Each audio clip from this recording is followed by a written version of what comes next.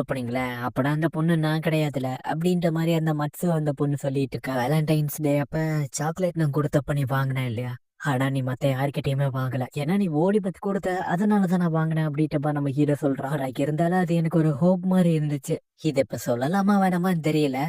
ரொம்ப தேங்க்யூ அந்த சாக்லேட் கொடுத்ததுக்கு அப்படின்னு இப்ப சொல்றோம் நம்ம ஹீரோ. நீ அதுக்கு சொல்லியிருக்க வேணாம் அப்படின்ற மாதிரி அவன் நினைச்சிட்டு இருக்கா. இங்க நம்ம ஹீரோ நடந்து வந்துட்டு இருக்கும்போது பிளாஷ்பேக் போகுது. சரி ஓகே, நீ எப்படி என் மேல விழுக போறது இல்ல, பட் இருந்தாலும் நீ விழுகிற வரைக்கும் நான் உன்னை லவ் பண்றது நிறுத்த மாட்டேன் அப்படின்ற மாதிரி சொல்லிட்டு போயிட்டியா. ஃபைன், அது மத்த நேரத்தில் நடந்திருக்கலாம், ஆனா நான் இப்ப வேற ஒருத்திக்கு சொந்தமாய் அப்படின்ற மாதிரி நம்ம ஹீரோ நினைச்சிட்டு இருக்கான். இங்க அந்த மட்சு பொண்ணு வந்துட்டு வீட்டுல வந்து பயங்கரமா ஃபீல் பண்ணிட்டு இருக்கா. சோ கண்டிப்பா இந்த ஒரு ஃபீலிங்ஸ மறந்தே ஆகணும், கவலைய போக்குற மருந்து அப்படின்ற மாதிரி வந்து எடுக்கலாம். அடுத்த நாளுமே வந்து ஆபீஸ்ல ரொம்பவே நார்மலா நடந்துட்டு இருக்காளா.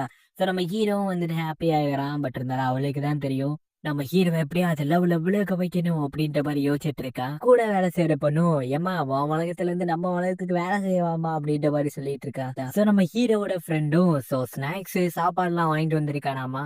சரி என்ன அதிசயமா ரொம்ப நாள் கழிச்சு உன் அபார்ட்மெண்ட்டுக்கு வந்திருக்க போல இருக்கே அப்படின்ற மாதிரி கேட்டிருக்கும் போது, ஆமா எங்க அப்பா வராராமா, அதனாலதான் நான் இந்த இடத்துல இருக்கேன். ஏன்னா எனக்கு எங்க அப்பா கூட பேசிருக்கு சுத்தமா பிடிக்காது, அதுவும் இல்லாம இன்னைக்கு கொஞ்சம் மூட் அவுட்ல இருக்கேன் அப்படின்ற மாதிரி சொல்லிட்டு நம்ம ஹீரோவை இப்ப சாப்பிடலாமா அப்படின்னு கேக்குறான். அதுவும் இல்லாம ஒரு பொண்ணு வேற என்கிட்ட ப்ரப்போஸ் பண்ணா, பட் இருந்தாலும் நான் அவளை ரிஜெக்ட் பண்ணிட்டேன். பட் இருந்தாலும் அந்த பொண்ணு கேட்ட கேள்வி என் மண்டைக்குள்ள ஓடிக்கிட்டே இருக்கு அப்படின்ற மாதிரி நம்ம ஹீரோ நினைச்சிட்டு இருக்கான். எங்க பாடுறா ஹீரோ பையா, வேற ஒரு மாற்றம் கிடையாது, நீ சும்மா எப்ப பார்த்தாலும் புலம்பிக்கிட்டே இருக்க பாத்தியா, அதை நிறுத்தினாலே பாதி பிரச்சனை போயிடும். அதுவும் இல்லாம உனக்கும் ஹீரோயினுக்கும் எவ்வளோ ஏஜ் டிஃபரன்ஸ் இருக்குன்றத நீ புரிஞ்சுக்கணும், கொஞ்சமாவது அடல்ட்டா நடந்துக்கோ அப்படின்ற மாதிரி அவன் சொல்லிட்டு இருக்கான். அதெல்லாம் எங்களுக்கு தெரியும், நீ வாய முடுறா அப்படின்ற மாதிரி நம்ம ஹீரோ சொல்லிடுறான். அடுத்த நாள் பார்த்தா நம்ம ஹீரோ ஹீரோயின் ரெண்டு பேரும் டேட்டிங் போயிட்டு இருக்காங்க. பிகாஸ் ஒயின் டேவோட கிஃப்டே இதுதான், நம்ம ஹீரோ உனக்கிற கிஃப்ட். ஆக்சுவலா இதுதான் நம்மளோட ஃபர்ஸ்ட் டேட் இல்லையா அப்படின்னு சொல்லும்போது நம்ம ஹீரோயினும் வைக்கப்பட்டு ஆமான்ற மாதிரி சொல்றாளா. நம்ம ஹீரோ பிளஸ் ஆகிட்டு இருக்கான். இங்க பார்த்தா நம்ம ஹீரோயினும் பிளஸ் ஆகிட்டு இருக்கா. அப்படியே அங்க சீனை கட் பண்ணா வர வேண்டிய இடத்துக்கு வந்துட்டாங்க. சோ ரெஸ்டாரண்ட்டுக்கு தான் வந்திருக்காங்களா, பஃபே சிஸ்டம் போல இருக்காங்க. அங்க வந்துட்டு ஃபவுண்டெயின்லாம் இருக்கு, அதுவும் சாக்லேட்ல. நம்ம ஹீரோ ஹெல்ப் பண்ணலாம்னு சொல்லிட்டு வரேன்னு சொல்லிட்டு கையை பிடிக்க போது, ஆமா வழக்கத்தை விட இந்த Dress கொஞ்சம் நல்லா இருக்கே இன்னும் அப்படின்னு சொல்லும் போது, ஆமாமா நான் கொஞ்சம் படிச்சு எப்படி ட்ரெஸ்ஸிங் சென்ஸ் இம்ப்ரூவ் பண்றதுன்னு கத்துக்கிட்டேன் அப்படின்ற மாதிரி சொல்லிட்டு இருக்கா. சோ இப்ப இவங்களும் வந்துட்டு அங்க நிறைய டிஷ் இருக்கா. சோ அதான் ட்ரை பண்ணலாம்னு சொல்லிட்டு போகும்போது நம்ம ஹீரோ நினைக்கிறான், எப்படியே இன்னொரு பொண்ணு கூட இதுக்கு முன்னாடியே வந்திருப்பான் அப்படின்ற மாதிரி யோசிச்சுட்டு இருக்கும்போது அதை அப்படியே ஓப்பனா சொல்லிடுறாளா. நம்ம ஹீரோ ஒரு செகண்ட் பார்த்துட்டு, ஒரு நிமிஷம் இரு, நீ ஜலஸ் ஆகுறியா அப்படின்ற மாதிரி சொல்லும் போது நம்ம ஹீரோ அச்சோ ஜலஸ் ஆகுப்பா எதுக்கு நம்ம இப்படி சொன்ன, சரி ஓகேவா நமக்கு டைம் கம்மியா தான் இருக்கு, நிறைய சாப்பிடணும் அப்படின்ற மாதிரி கொண்டு போயிடறா. அது கேக் நல்லா இருக்கு, ஆனா நீ ஏன் இப்படி பார்த்துட்டு இருக்க அப்படின்னு கேட்கும்போது, நீ ஜலசா இருக்கல அதான் பார்த்துட்டு இருக்கேன் அப்படின்ற மாதிரி சொல்லும் போது, சோ நம்ம ஹீரோட ஜூனியர்ஸ் எல்லாம் அங்க வந்திருக்காங்க. சோ என்னாச்சு இந்த பக்கம் வந்திருக்கீங்க அப்படின்னு கேட்கும்போது, சும்மாதான் என்னோட பர்த்டே இன்னைக்கு அதான் ட்ரீட் வைக்கலாம் அப்படின்னு சொல்லிட்டு கூட்டு வந்தேன் அப்படின்னு சொல்லிட்டு அங்க ஒரு பொண்ணு நம்ம ஹீரோயினை பார்த்துட்டு, ஆமா யார் இந்த பொண்ணு உங்க தங்கச்சி அப்படின்னு கேட்கும்போது, நம்ம ஹீரோ நான் லவ் பண்றேன் அப்படின்னு சொல்ல வர்றதுக்குள்ள, ஆமா எங்க அண்ணன் கூட ஒர்க் பண்றவங்கள பார்த்ததுல ரொம்ப சந்தோஷம் அப்படின்ற மாதிரி அவ சொல்லிடுறா. அப்படியே அங்க சீனு கட் பண்ணா இவங்களும் சரி ஓகே நாங்க கிளம்புறோம் அப்படின்ற மாதிரி போயிடுறாங்க. சோ என்ன மன்னிச்சிரு, நான் அப்படி சொல்லிருக்க கூடாதுதான், இருந்தாலும் சுச்சுவேஷன் அந்த மாதிரி இருந்துச்சு அதான் சொன்ன மன்னிச்சிரு அப்படின்னு சொல்லும் போது நம்ம ஹீரோ வந்துட்டு ஒரு மாதிரி டிப்ரெஸ் ஆயிட்டான். பிகாஸ் ஹீரோயினே இப்படி சொல்லும் போது நம்ம ஹீரோவால ஏத்துக்கவே முடியல.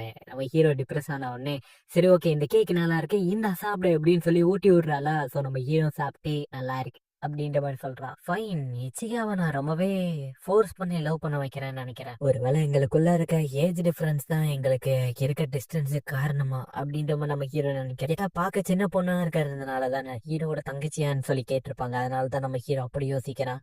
இப்ப இவங்க ரெண்டு பேரும் உட்காந்துட்டு இருக்கும் போது, சோ ஃபைன் சரி ஓகே இந்த ஒயிட் டேவோட கிஃப்ட் எப்படி இருக்குன்னு இன்னும் சொல்லவே இல்லையே அப்படின்ற மாதிரி நம்ம ஹீரோ கேட்கும்போது, அதை இவ்வளவு ஓப்பனாவா கேட்ப அப்படின்ற மாதிரி சொல்லி கேது உனக்கு காம்ப்ளிமெண்ட்டா சொல்லு அப்படின்னு சொல்லும் போது நம்ம ஹீரோயினும் கொஞ்சம் வெக்கப்படுறா. நம்ம ஹீரோ டக்குன்னு ஹீரோயின் கை மேல கைய வைக்கும் போது சோ அவளுமே வெக்கப்பட்டு, இது ரொம்ப நல்லா இருந்துச்சு நன்றி அப்படின்ற மாதிரி சொல்றாளா. நம்ம ஹீரோ டக்குன்னு கிஸ் பண்ண வந்து நம்ம ஹீரோயினும் ரேட் பண்றதுக்கு ரொம்ப லேட் ஆகுது. சோ அவளுமே வந்துட்டு கிட்ட வரும்போது வந்துட்டு என்னடா பண்ற அப்படின்ற மாதிரி தள்ளி விடுது. அப்பதான் யோசிக்கிறான், சோ அடல்ட் மாதிரி நடந்துக்கணும் அப்படின்னு அவன் ஃப்ரெண்டு வேற சொல்லியிருப்பாங்க, அது வேற நம்ம ஹீரோ மண்டக்குள்ள ஓடிட்டு இருக்கு. சோ அப்படி இருக்கும்போது நம்ம ஹீரோ ஹீரோயின் ரெண்டு பேரும் வீட்டுக்கு கிளம்பிட்டு இருக்கும்போது நம்ம ஹீரோ பையனுக்கு அந்த மட்சு வந்து மெசேஜ் பண்ணியிருப்பா. சோ அவளுக்கும் ஒயிட் டே அப்ப வந்துட்டு நான் கிஃப்ட் ஏதாச்சும் பண்ணணும் அப்படின்னு சொல்லிட்டு அவளுக்கு ட்ரீட் பண்றான் நம்ம ஹீரோ. சோ அப்ப அவளுமே இதை பார்த்துட்டு எனக்கு ரொம்ப பிடிச்சிருக்கு, சரி உன் ஆன்சர் சொல்லு அப்படின்னு சொல்லும்போது அது கண்டிப்பா வந்துட்டு உன் மேல லவ்ல கிடையாது.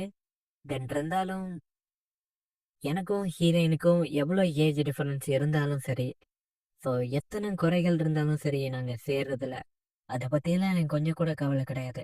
ஏன்னா நான் அவளைதான் லவ் பண்றேன், அவளை மட்டும்தான் லவ் பண்ணுவேன், அதனால என்ன மன்னிச்சிரு அப்படின்னு சொல்லும்போது இந்த அளவுக்குலாம் மன்னிப்பு கேட்க தேவையில்ல அப்படின்ற மாதிரி அவ சொல்றா. ஸோ ஃபர்ஸ்ட் டைம் நீ உன் கிரஷை பத்தி பேசும்போது எவ்வளவு ஹாப்பியா இருந்த, என்கிட்ட பேசும்போது எவ்வளவு ஹாப்பியா இருந்த, அதை வச்சு எனக்கு தெரிஞ்சு போச்சு நான் அப்பவே தோத்து போயிட்டேன்னு. அந்த ஹீரோயின் பொண்ணு முன்னாடி நான் ஆல்ரெடி தோத்து போயிட்டேன். ஈவன் ஃபர்ஸ்டா நான் அவங்ககிட்ட பேச ஆரம்பிச்சப்பையிலேருந்து நான் அதுல இருந்து கிவ் அப் பண்ணிக்கிறேன். நான் இதுக்கப்புறம் உன்னை தொந்தரவு பண்ண மாட்டேன், நம்ம இனிமேல் ஒரு நார்மல் ஃப்ரெண்ட்ஸ் இருந்துக்கலாம். நம்ம ஹீரோவும் அப்படியே சரி ஓகேன்னு சொல்லிட்டு திரும்ப வந்துடுறான். இங்க பார்த்தா மட்சு வந்துட்டு ஓரமா உட்காந்து ஏன்னு தெரியல மனசுக்கு ரொம்ப கஷ்டமா இருக்கு அப்படின்ற மாதிரி உட்காந்து அழுதுட்டு இருக்கா. இங்க நம்ம ஹீரோவும் சரி அவ வீட்டுக்கு போயிருப்பாளா, கால் பண்ணுவோமா அப்படின்னு சொல்லிட்டு யோசிச்சுட்டு இல்ல இல்ல வேணாம், நம்ம எதுக்கு தொந்தரவு பண்ணிக்கிட்டு, எப்பவுமே நம்ம தொந்தரவு பண்ற மாதிரிதான் இருக்கு அப்படின்ற மாதிரி நம்ம ஹீரோ நினைச்சிட்டு கால் பண்ணாம விட்டுறோம். சோ இந்த இடத்துல இந்த எபிசோடு முடியுது guys.